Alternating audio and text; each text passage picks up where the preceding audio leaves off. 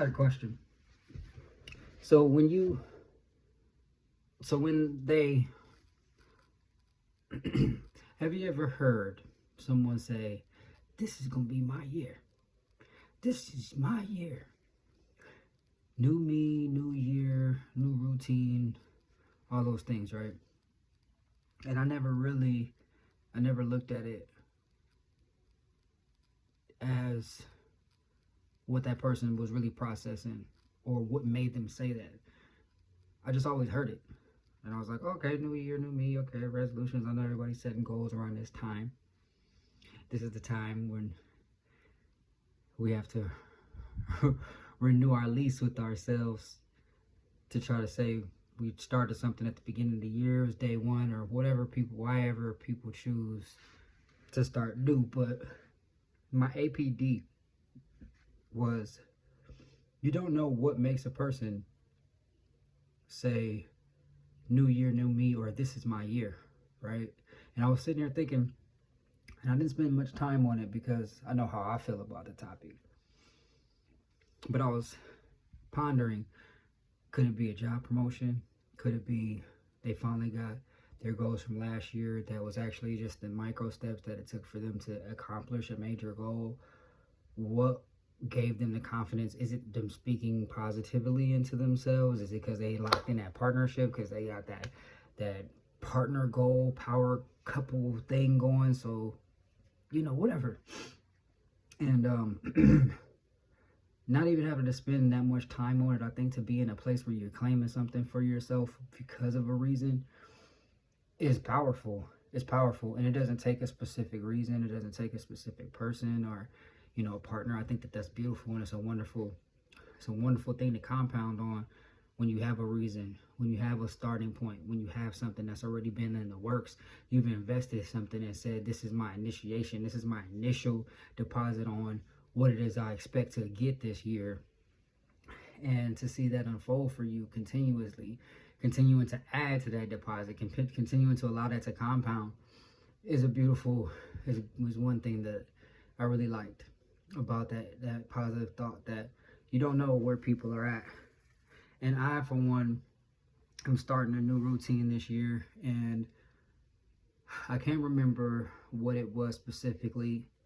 I don't want to say it was necessarily sobriety, but I know that it took a major point in where I knew I didn't want to engage in alcohol or any type of narcotics, because that had become too easy to add on or to take away from my routine. You know what I'm saying? Having a drink ain't that bad.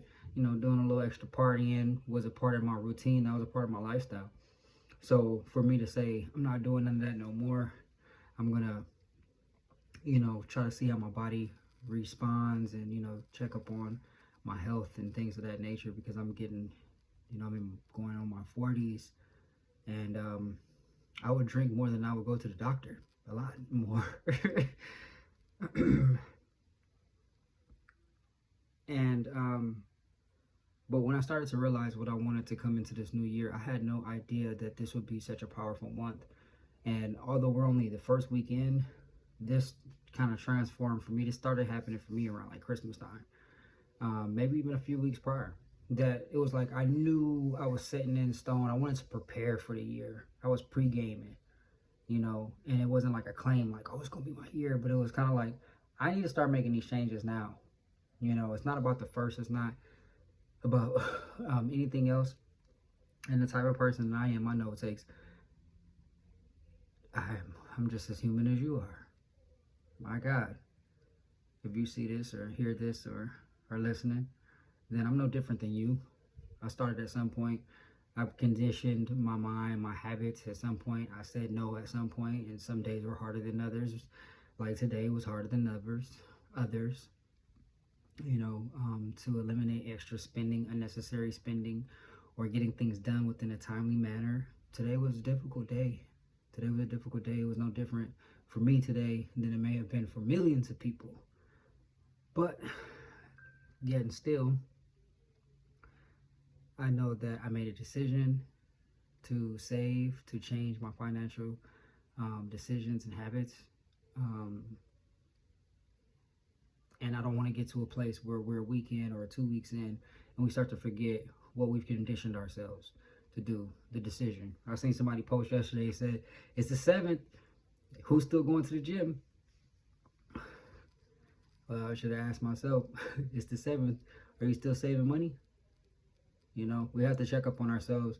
And I thought about the importance of having an accountability partner. How much it is. I mean, I don't want to pay nobody $500 a month to come and just look at my business or to come and tell me this, that, and the third. But I think that would be a good job for me. But I have to be that person, that boot camp, that coach, that person to myself, you know, to, hey, you know, you're packing your lunch today, right? Like, you know what I'm saying? Are you fasting?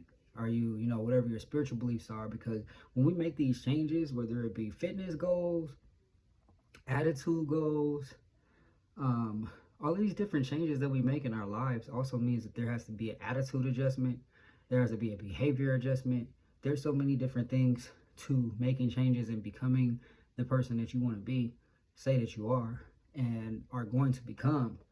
There's process in all of that. So in order for me to get what it is I said I want to get, I have to do some things that I may not be aware of, and I'm going to have to do that, which is why it's trial and error. Right? But if you want it, then you bump your head, you say, oh, damn, okay, I won't do that no more. That hurt. Keep going, and you trip, you hit your knee. Oh, shit, well, let me watch out there, you know, and be able to pay more attention to how to stay on track, how to stay focused. My family member, my niece, was telling me how she had someone that was, she does finances for one of her friends. She takes care, helps with their finances. And I was thinking to myself, I don't really have so much of a spending problem. I think I have a habit adjustment that I need to work on, which is probably the same thing. You know, I used to block my card for myself a lot. I didn't need to be drunk for that. But unfortunately, I got so used to moving money around through my business and through different investments and things of that nature, things got really messy for me. So when I think about starting fresh and I think about stopping the bleeding, which I talked about in episode 5, that to really get down to living below our means is really like what's really necessary. What are the non-negotiables in my life right now for me to really like get down to the bare minimum, cut that shit all the way off or down to a minimum, and then kind of build from there. But at least give myself some time to actually look at all my finances, all my needs, what's necessary, what are all my costs for each of my businesses or each of my functions in life, and kind of go from there. You know, dumb that down all the way to a T. Let that sit for a minute. I'm in hopes that during this time I'm sitting for a minute, it actually starts to generate a revenue, and revenue large enough to reinvest into that specific need or desire, and then and then from that point go on to the next level of investment or doing things to feel more comfortable. But you know, again, that takes adjustment. You know, that takes patience. That takes surgically being okay with being uncomfortable. And for me, I'm the type of person, and some of you guys may be the same, like I care about certain things, and there's some things I just really don't when it comes to living below my means or subscriptions and things of that nature. I'll buy a book before I buy a monthly subscription. Buy that book one time and I got it forever. And I'm even reading a book right now. I wouldn't say it's a book, it's more of a step book. It's a basic steps, basic text. And I've read literally the first 3 chapters for the past 30 days. And that's because the way I'm reading right now, because of where I am right now, I'm building foundation to have a full understanding. I don't want to read just to read anymore. I know that reading is a very powerful, very, very powerful habit. And I say that because I've read books that have illuminated my energy almost instantly, to the point where if conversations aren't started right away, that I start to manifest things relating to the things that I'm reading right away. Um, and they've been conversations that I've been able to have over years now, which is why I love reading, because it really changes your life. Um, but subscriptions, movies, and things of that nature just plays on me different. It just sits with me different. But the point that I'm trying to make is that when it, just getting ready to prepare into new versions of yourself or what you're doing and what made you say and what made you claim this is going to be your year. Maybe you're going to try what you tried last year and actually succeed at it. Maybe you've worked out all the steps that you needed to. I don't know. Sometimes I wonder, like, people are so like outgoing and just blessed. We're such an anointed people. It doesn't matter your skin color, it doesn't matter your background, it doesn't matter what you want in life, it doesn't matter what you don't want in life. We all have something special, and we all want something just very unique and simple to just what I want, right? It doesn't necessarily have to be a 30,000 square foot estate, 15 property homes, and having all of my kids in Ivy Leagues while generating $10 million on a monthly basis with no IRS issues. Like, it doesn't have to, not everybody wants to be billionaires, millionaires, and have all of this money coming in or have all of those money issues. But if this year is like, I'm just gonna be good with waking up, and being able to reach out to those family members that I haven't seen since the pandemic, or just being more present on Facebook and not looking at it as, man, I don't know, if social media was kind of looked at. I've even experienced it sometimes where I shun away from social media. I don't want to jump on there. I'm not the type to jump straight to my phone when I wake up anyway. But for a minute, social media was like everything that you looked at was either negative or it's just, just so pulling, so attractive, so draw you in, so doom scrolling, so, and to be able to get back on social media and look at it as a tool again, it would be really cool, because a second ago it was like, okay, we got to master AI, and before that it was like the robots are taking over, they're taking our jobs. It's like it's always something going on. So to kind of back out from that, and to stay in your own wave or to stay out of that wave is where I'm happy with. But yeah, whatever. I'm wondering what, if you're claiming this year or not, or if you're starting a new program. I know I plan to meet with my family this month.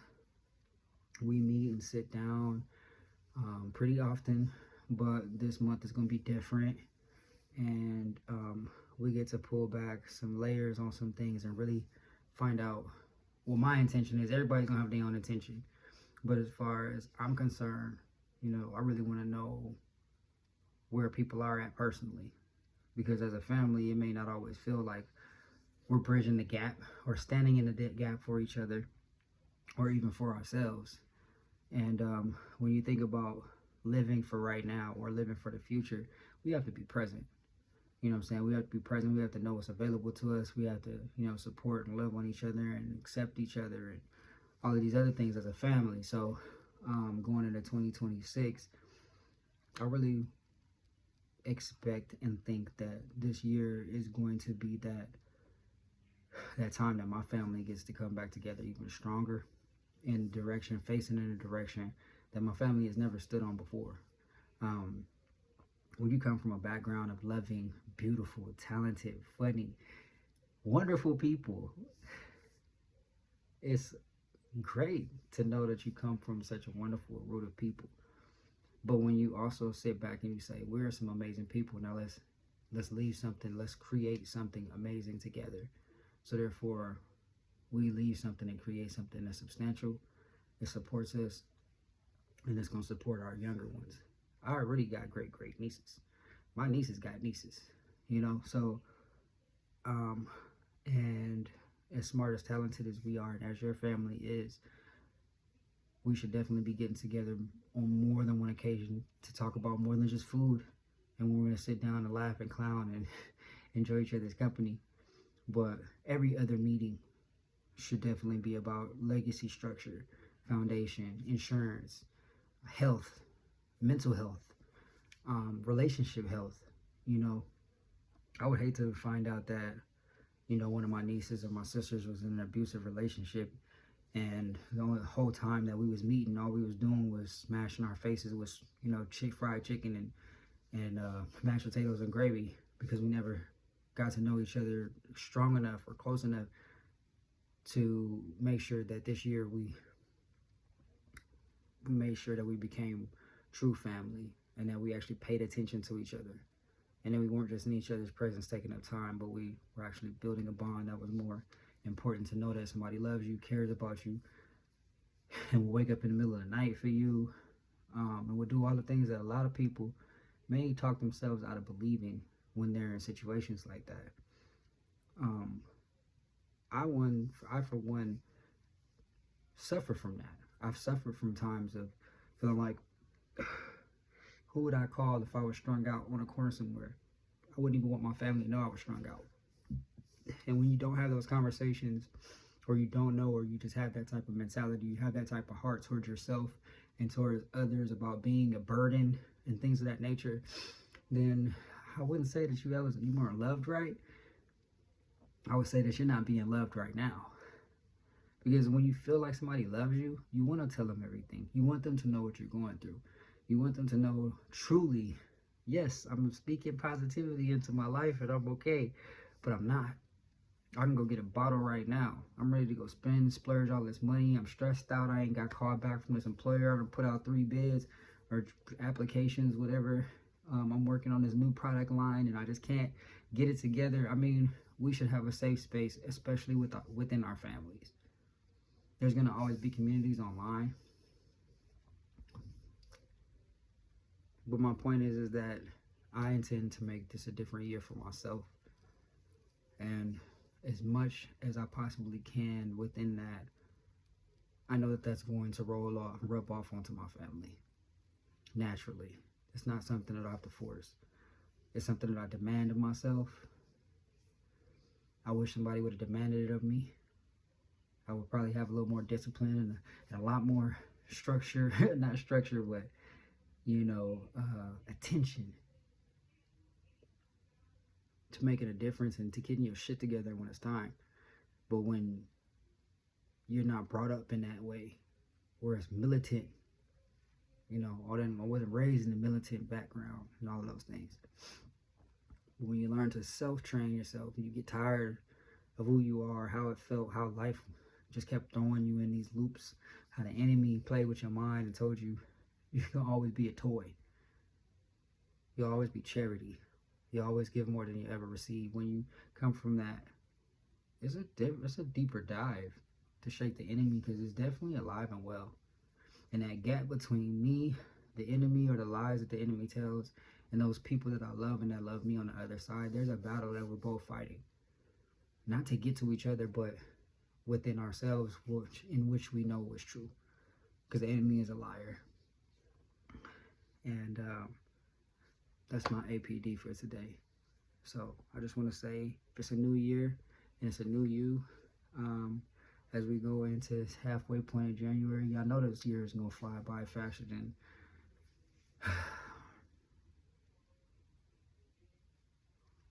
it's gonna fly. And but while we're here,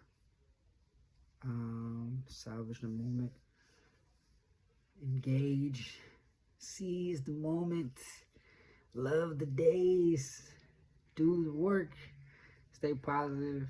I'm definitely staying positive, and I'm taking it one thing at a time, man. I'm taking it one thing at a time. You know, I can only brush my teeth and wash my face once at a time. I can't do them both. You know, I can only wash one hand at a time. I can only put one shoe on at a time. So, y'all stay blessed. I pray that you receive this message, that you hear it, that you heard it, that you feel it. May God continue to bless you, your homes, your hearts, your health, your finances, your friends, your family, in whatever it is that you may be focused on. May God be first and last throughout all of your days. And I'm AP, and this has been a positive distraction. And I hope you have an amazing, amazing evening.